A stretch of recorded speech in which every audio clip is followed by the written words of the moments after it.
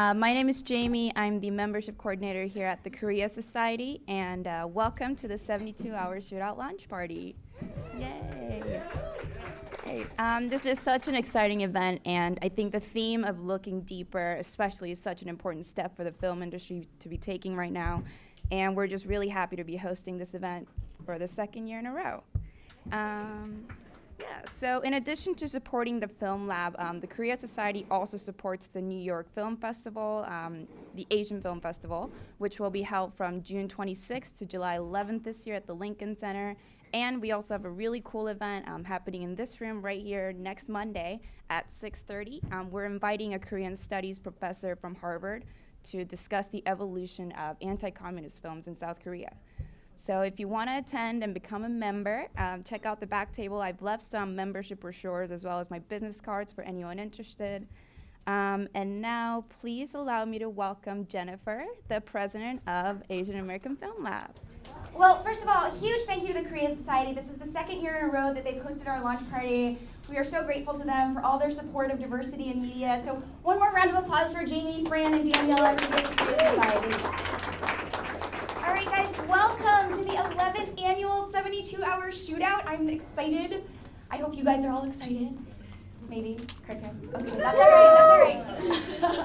So for those of you that are familiar with the Shootout, that have followed us maybe the past decade, you know that every year we have two themes. So one is the secret theme that's going to be announced at 8 p.m., the theme that all the films have to be based on. And the other is a theme that's chosen every year by the Shootout Coordinator, and it's a topic that she or he thinks is important, something that deserves attention. So you know that last year, Justin Lee chose the theme of colorblindness. And he asked, is being racially colorblind a good thing or a bad thing? And we talked about the omission of people of color from mainstream media and how that does two things. One, creates this perception that we don't exist and we don't belong. And two, perpetuates negative stereotypes. And the problem, guys, has only gotten worse. So a huge thank you to all of you for being here to work really hard to combat that problem. For example, if you have looked at the 2014-2015 network television programming, let's just talk about Asian American representation in network television for 2014 to 2015. As our population has increased, our representation on network television has decreased by about 3%, which is actually quite significant. And that's in spite of the PR of Asian-dominated shows like Fresh Off the Boat and Fresh Off the Boat. Yeah, I guess it's just Fresh Off the Boat. So that has created for us, and I think for all of you who are here today, a mission, right, to combat that through the creation of positive and prolific perceptions of people of color in the mainstream media. So this year, we're continuing with our work to change mainstream perceptions through entertainment. And this year, Yoon Jung Kim chose the concept of beauty. Yes, beauty, with all its racial, social, and gender connotations. So first of all, what is beauty? Is it this biologically programmed imperative about symmetry and youth? Or is it maybe a socially, culturally programmed perception about white skin and thin little bodies? Well, I think it's probably a little bit of both, right? But what I know is that whether or not we are considered to be beautiful significantly impacts our lives. Beauty, as a top runway model has said, and yes, I'm going to quote top runway models because I think they know a little something about this. She said, and I'm going to read it, beauty, where is the quote? Beauty is superficial and immutable, and yet it powerfully impacts the way we are treated by our society, regardless of our inherent kindness, compassion, morality, or intelligence. Characteristics that most of us would agree are far more important than beauty. So I'm going to stop there. Do you guys like that quote at all? You think it's smart? Does it surprise you it came from a top runway model? Because if it does, just hold that. No judgments, but we'll come back to it later. And I'm just going to quote one more model, and then I'm done quoting models. So model Cameron Russell said, people pay costs, or they get favors, based on how they look, but not on who they are. And American mass media creates stylist constructions of ideals in their images of models, not pictures of the people that those models actually are. So guys, is that a bad thing? Well, I think it is, and I'm going to give you 4 facts that I think illustrate why it is. So one, consider the fact that nearly every mass media image of a model that you see is photoshopped. Now we've all done a little photoshopping, right? So is that so bad? Yeah, they're photoshopped into proportions that are so extreme that they're actually genetic abnormalities. That means that when you open your Cosmo, your Vogue, you look up at the billboard in Times Square, what you are seeing being held up to you as the gold standard of beauty is a genetic abnormality that biologically pretty much none of you can ever hope to achieve, which, from a marketing perspective, is brilliant.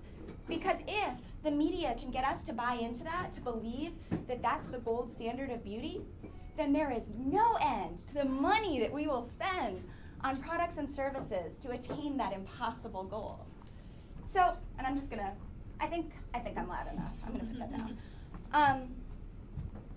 So the last fact, or two more facts, nearly every professional fashion model, nearly every image of beauty that we see is a white person. Less than 4% of professional fashion models are non-white. And I don't need to tell anybody in this room that that is not in keeping with our percentages in the population. And last but not least, I'll give you a fact about 17-year-old American girls. So no matter what their socioeconomic background, no matter what their race, no matter who their favorite boy band is, they can all, or the majority of them, can agree on one thing. And that one thing is that they don't like their bodies. So I'd like to tell all of you guys that, I don't buy into that stuff. I don't really care what American mass media or mass media globally tells me is beautiful. I focus on trying to be a good person, do good work, just be healthy, right? If I told you that, though, my very footwear would reveal me to be a liar. Because today I have voluntarily chosen to hobble myself to appear before all of you. I have bought into the mass media marketing image that these shoes are beautiful, that these high heels, which no podiatrist in the world would ever recommend, will make my leg look longer, and that long legs are beautiful. And I don't want you guys to think I have short legs because American mass media is telling me that's really bad. So today I'm wearing shoes that hurt me, shoes that I cannot run in, and shoes that I find it frankly difficult to walk in. And to be fair, I don't think I'm alone. I think a lot of you, I see your shiny silver shoes. I think a lot of you have done things that may not be so good for you in an effort to attain this status of beautiful, as the media puts it out to us. And why did we do that? Or why do we do that? There are a lot of reasons we do that. But one is that we are all aware that people treat those that are presented by the media as beautiful better than those that aren't. So study after study after study shows that we will hire, we will trust, and we will give favors to those the media tells us are beautiful over those that it tells us are not. So two people come to me, they want to be the shootout coordinator, one's a wrinkly old lady, one's a really hot guy. Statistically, I'm going to hire the guy, even though he's a serial killer with some people chained in his basement, details, it's totally fine. And the woman is Mother Teresa. Good looks will get you a lot of favors, they'll get you a lot of get-out-of-jail-free cards, and they will unfairly stack the decks in your favor. Kinda like being a heterosexual white male. Not that I don't love heterosexual white males, because I do, I love them.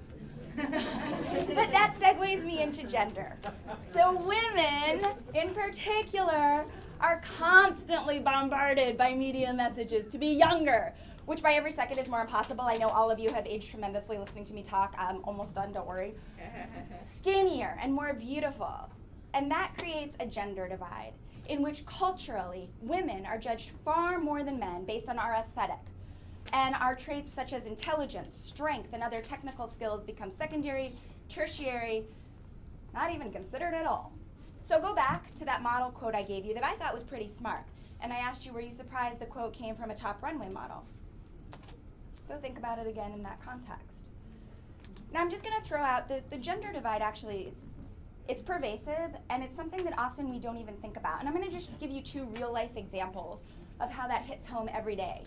So first of all, I came onto the Film Lab as president in 2012, and the Film Lab has been around since 1998, so it's been around a while. I am the second of only two female presidents in the Film Lab's history, and the first one was, I think, back in 1999, so it had been a while. When I came on, a gentleman, a man, I'll call him a man, who shall remain nameless, not going to throw anybody under the bus, wrote a letter. And in the letter, he said the Film Lab should not have a female president. And it should not have a female president for 2 reasons. 1, he said, the Asian American community is conservative, and they will not respect the authority of a woman. I hate bossy women, right? Bossy women suck. Second, he said, filmmakers are predominantly male, and therefore the Film Lab should be run by a man. Ooh, Jill Soloway. Well, I did with his letter what I do with all non-constructive criticism. I folded it up, I put it away, and I set out to teach the writer a lesson with my work and with my conduct about just how wrong he was and just how wrong he is. Example number 2. This year we hired an amazing shootout coordinator. This person is a professional videographer, a professional editor, a professional photographer, and also happens to be a stunning vocalist and thespian. She also happens to be a she. And in the Shootout's 11-year history, I believe she is the first she we've ever had. Now, in her capacity as Shootout coordinator, she needs to reach out to many high-ranking network and entertainment executives. And she pitches the Shootout filmmakers and the films, and she tries to get attention and press and publicity for them. And in one such meeting with an executive, and of course I'm not going to name the executive, and I'm also not going to tell you the gender of the okay, it was Ben Kwok. No, I'm just kidding, just kidding. I'm not going to tell you the gender, but it wasn't Ben, don't worry. I'm not going to tell you the gender, and I don't want you to rush to just assume it was a man, because women are just as capable of coming to sexist conclusions as men are.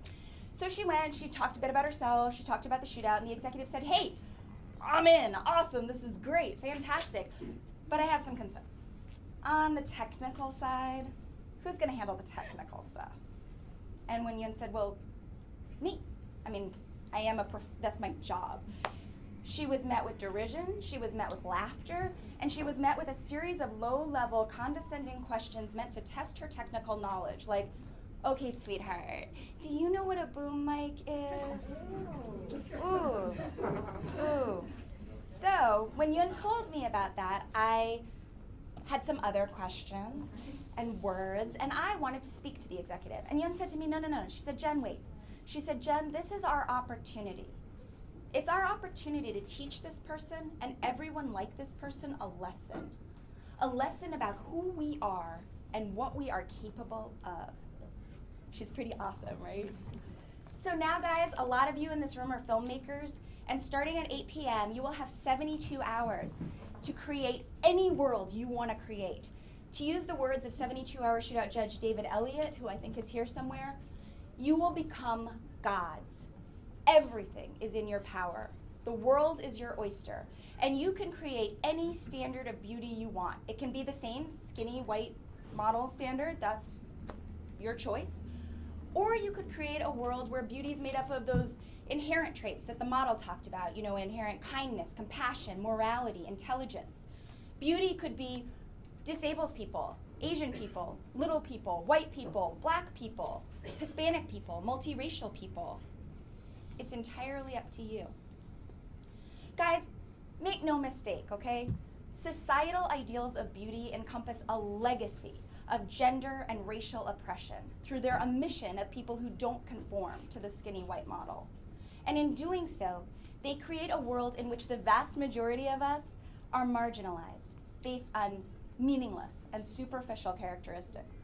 So what are we gonna do to change that? Well, I've got plastic surgery coupons right here for all of you. No, I don't. No, I'm actually gonna introduce you to the woman who's gonna tell you just how you can change that. It is my honor to introduce to you the Shootout Coordinator for 2015, Yoon Jung Kim. Thank you so much for coming tonight. It's such an honor to see all these diverse filmmakers here for the 72-hour Shootout. And thank you so much, Jen, for introducing such a great stories about it.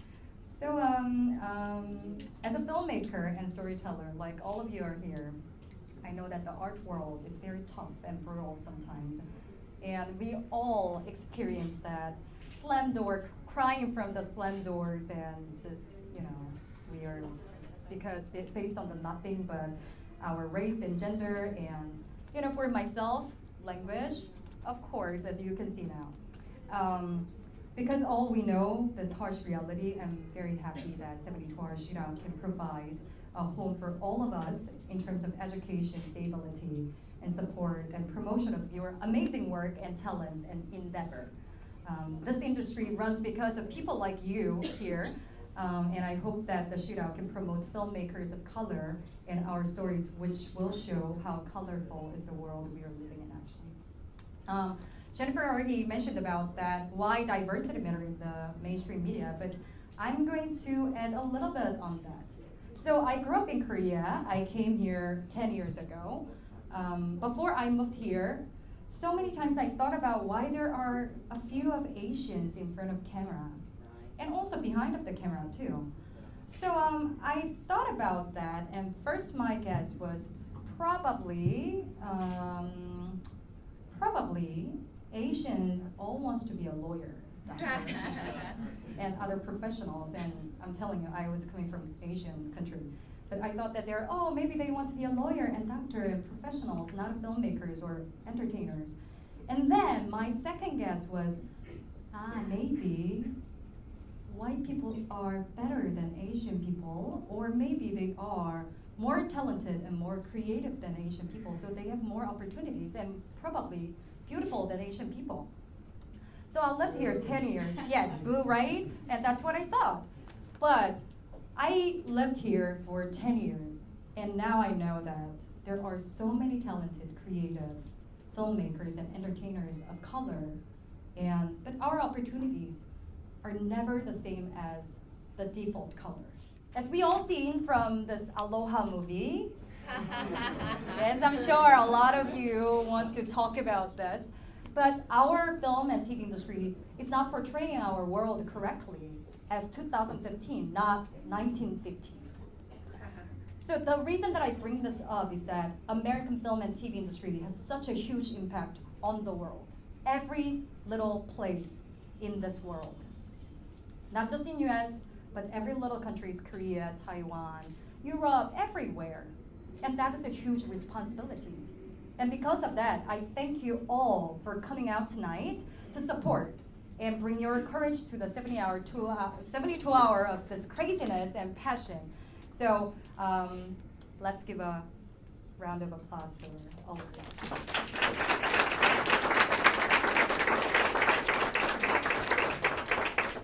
So before we are going to, so we have almost 35 minutes to announce the theme of 72-Hour Shootout of 2015. But before then, does everyone read the rules and guidelines before you? Yes? Did you? So it's just for the people who haven't read the rules, please go to the film-lab.org under the 72-Hour Shootout tab. If you haven't read the rules, please make sure to read the rules and guidelines.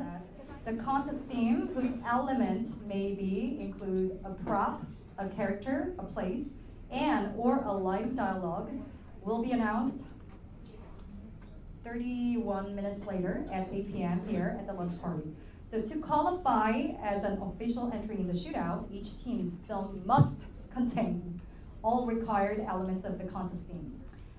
For those of you who cannot join the Lunch Party Korea Society, the theme will be going to this live streaming, and also just follow us at the live tweet at ASAM Film Lab. Or you can come to our Facebook page, 72HR Shootout. Films are due on Sunday, June 7th. Exactly 72 hours later, today, 8 p.m. So June 7th, 8 p.m. Don't forget about that. If you're late for the 72 hours, after the 72 hours, the film coming in after June 7th, 8 p.m., that's automatically we disqualify the films. Films should be no longer than 5 minutes in length, including credits. You must send a private download link via Vimeo, or bundle your videos and submission documents via web file transfer service. You sent it or we transfer before Sunday, June 7th, 8 p.m. If you make the link public, again, automatically disqualified. And then you have to email all the information, the requirement document to the shootout at film-lab.org. and before 8 or on 8. With your team name, team captain's name, and film title, and shootout registration part 1 and part 2 documents that you can find under the 72-hour shootout tab under the registration forms. After the shootout is over, Film Lab requires you provide one hard copy of film, finish the product on the data DVD or USB flash drive formatted to the delivery specification. So you have to check delivery specification, which is also in our website. Make sure to fill out SAG forms if you're using SAG actors. And if you're impossible to submit through online, we accept the hard copy submission too. That is due by noon, June 8th. So we really encourage you to send it to the overnight delivery, because otherwise it's not going to be at June 8th noon, by noon. Okay, so I just want to thank you to the all sponsors today. So can you come out here, the all sponsors who is here today from A Language Bank, and Chris from Adorama, Blue Michael Cosmetics, and more, and everyone, if you are here for the sponsors, please come out. Hey, yes. So 72-hour shootout is basically, we are working hard, and we are working hard, but without their sponsors or their support, we can't really do this. We've been, 74 Shootout team, volunteer teams has been working really hard to get support from them. So I'm gonna ask them a little questions about how come they support the 74 Shootout. Bribery! Yay! So introduce yourself, please. I'm Christopher Lee from Adorama. Nice to see you all here. So, I actually stumbled across the 72-hour shootout on accident on Super Bowl Sunday. I was looking for something to put on in the background while I was preparing for a Super Bowl party, and I saw these amazing films go on New York TV, NYC TV, and it just stopped me dead in my tracks. I literally stopped what I was doing, forgot I was cooking, sat down and watched the entire film festival, and I found out they were all the winners from 2014's shootout. Coincidentally, a few months later, something shows up on my desk, and it happens to be the same shootout. I go through this massive scramble through New York City TV trying to see if it was the same group, and it turned out to be the same group.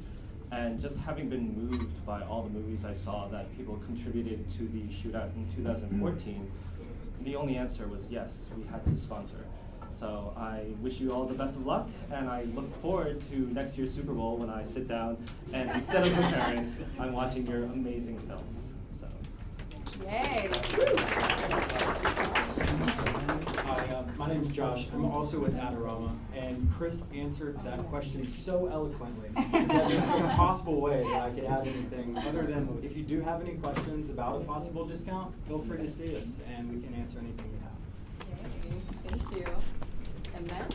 Hi, my name is Matt Salinas from A Language Bank, and I got an offer from you that I could not refuse. Oh, yes. Okay, stop the live stream. My company is a multilingual, multicultural language solutions company, so this is definitely a ballpark, and whatever it takes to further other cultures and languages, that's what we do, so that's why we did this. Thank you. Hi everybody, I'm Blue Michael, owner of Blue Michael Cosmetics. Well, this is really interesting. I went to LA to shoot background for my company. Blue Michael Cosmetics is the first Puerto Rican Dominican-owned cosmetic company in the world, and we're the only ones. So I went to go shoot a film with our friend Foy, and Jen was there, and she was one of the actresses in the film. So we started talking, you know, I was 48 hours awake, and we just started talking about what I was doing. And Blue Michael Cosmetics is a company about diversity. Everyone. I was a drag queen. I did everything. I was a dancer. I felt that it was really important. I was a model, an actor, rock singer, and I felt that if a brand is going to be out there, it should be for everyone. That's why our hashtag is B, the letter B, you're beautiful. We're about celebrating you. We're not here to tell you what to wear. We want you to express who you are. So when Jen was telling me about the shootout, I was like, what? That sounds awesome, man. Yeah. You know, and being Latino, being from Brooklyn, from Bushwick, from the projects, you know, being Puerto Rican, we're now all knife-wielding dudes selling drugs, you know what I mean? And to me, and my spouse is a Dominican doctor, you know. He sells me a lot of drugs,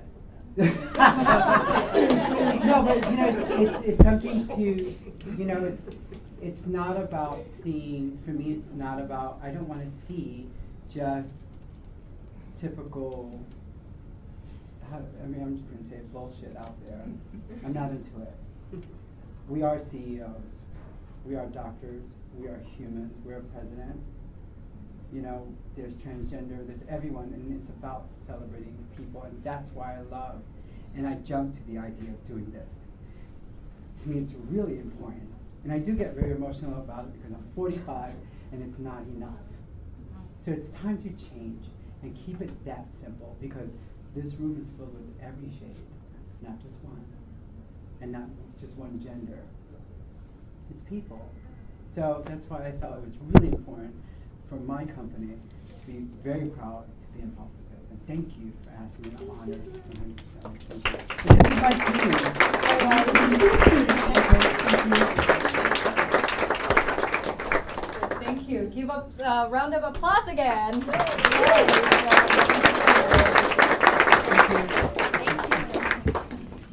Yeah, so thanks to them, we have a lot of great prizes this year, including mentorship from NBC, Universal, and ABC, and rental circuits from CSI Rentals and Photoland, and cash prizes. We have a lot of them ready for you. So just go out there once the theme is announced, and you'll be just show your talents, and we are ready for you. For July 25th premiere. Shootout Judges in the room, where are you? Bertha, I know you're here. Don't hide. There she is. Come on up. All right, David, are you still here? No, different David, although that David is awesome. Okay, well, real quick, our Shootout Judges, we have Emmy-nominated director Rodrigo Garcia. You probably know his work Big Love on HBO. We have playwright David Henry Huang, who's amazing and a returning judge. Motion picture action innovator Lane Levitt. I'm going to save Bertha for last. Saving the best for last. Scott Erickson from the Asians on Film Festival in Los Angeles. The amazing David Elliott, who was here earlier but has disappeared, who is a talent agent at Don Buchwald and Associates. And of course, the fabulous director, Bertha Besapan, who is here with us today. We're so ecstatic to have her. And she will be announcing this fabulous theme in just a moment. I'm going to hand you this envelope. And I should note that this envelope, Yun prepared this envelope with great care, and then she handed it to me, and then I lost it. And we spent... It was somewhere in the room, and then you could have get it. You could have get it, and then like it says a shootout contest theme. So we were just waiting for one of you to find it, rip it open, and be like, ha-ha, and put it all over social media. But thank God we found it upside down under a desk out there. I don't know how I put it there, upside down under a desk, but maybe I was under a desk earlier. I don't know what was happening. Wow, that just went terribly awry. So I'm going to turn over the mic to Bertha to tell you a little bit about herself and why she decided to be a shootout judge. Hi, I wasn't really prepared, but I am very honored to be here tonight, and I'm also very honored to be a judge this year. My name is Bertha Besapan. I'm a writer-director, sometimes produce, not by choice. And my first feature is called Face, with Bai-Ling, William Lee, Chech from Naughty by Nature. Second, Almost Perfect with Kelly Hu. And it looks like we're almost time to... All right. Two Faces. Two faces. Faces. Theme is a Two faces! Two Faces.